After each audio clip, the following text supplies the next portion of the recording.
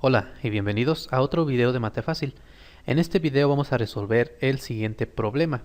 Nos dice, si 5 elevado a la potencia a es igual a 0.25, entonces la raíz aésima de 16 es igual a ¿qué cosa? Es lo que tenemos que encontrar. ¿Cuánto vale la raíz aésima de 16? Entonces vamos a empezar escribiendo 5 a la a igual a 0.25. Y lo primero que vamos a hacer aquí es convertir este punto 25 a una fracción.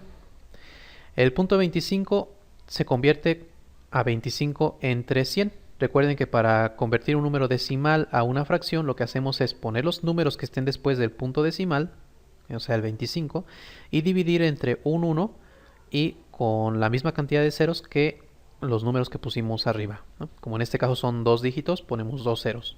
Otra forma también de recordar esto es saber leer este número. Este número son 25 centésimas. Entonces, pues 25 centésimas también se puede escribir así, 25 sobre 100. Bueno, lo que vamos a hacer ahora es simplificar esta fracción. Sacamos quinta y quinta dos veces y vamos a llegar hasta un cuarto.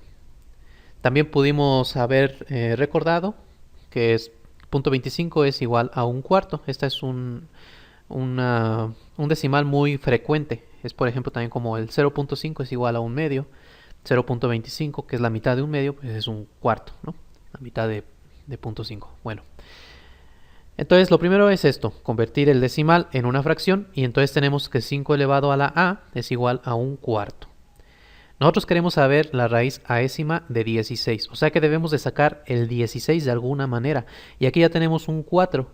Para sacar el 16 necesitamos multiplicar por 4 otra vez, ¿verdad? Pero en este caso el 4 está abajo, así que tendríamos que multiplicar por un cuarto otra vez. Vemos que eso lo podemos hacer si multiplicamos esta ecuación por sí misma. O sea, multiplicamos 5 a la a por 5 a la a y un cuarto por un cuarto. Eso lo podemos hacer porque los dos términos son iguales. Entonces tenemos lo siguiente. 5 a la a por 5 a la a es lo mismo que un cuarto por un cuarto. Aquí aplicamos regla de exponentes. Los exponentes se suman. Entonces tenemos 5 elevado a 2a igual a un 16avo. Ya tenemos 1 por 1, 1, 4 por 4, 16. Ya salió el 16 que queríamos.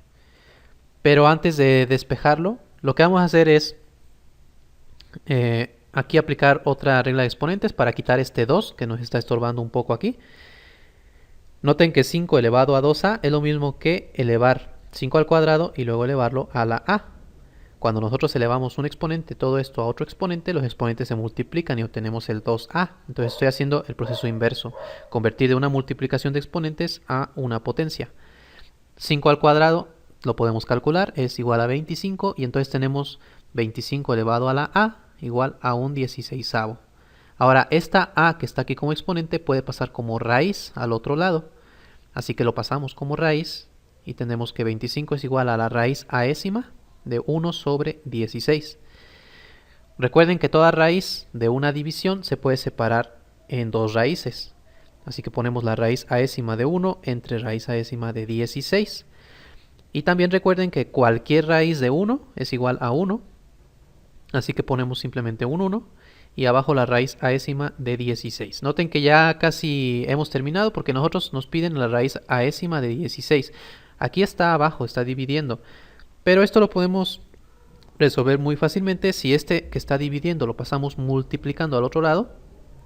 Obtenemos lo siguiente, 25 por la raíz aésima de 16 va a ser igual a 1. Y ahora este 25 que está multiplicando lo pasamos dividiendo. Y entonces tenemos que la raíz aésima de 16 es igual a un 25avo, ¿no? Podemos hacer la división para obtenerlo como decimal, ya que en nuestro ejercicio nos dieron el resultado inicialmente en decimal, no en fracción. Así que vamos a regresarlo a decimal. 1 entre 25 nos da 0.04 y ese es el resultado. Entonces, como ven, es cuestión de estarle buscando un poquito. Lo primero que hicimos, aquí resumiendo, es convertir a fracción, multiplicar por sí misma la fracción para obtener el 16, y a partir de ahí nada más aplicamos algunas reglas de exponentes y de raíces para llegar hasta este resultado.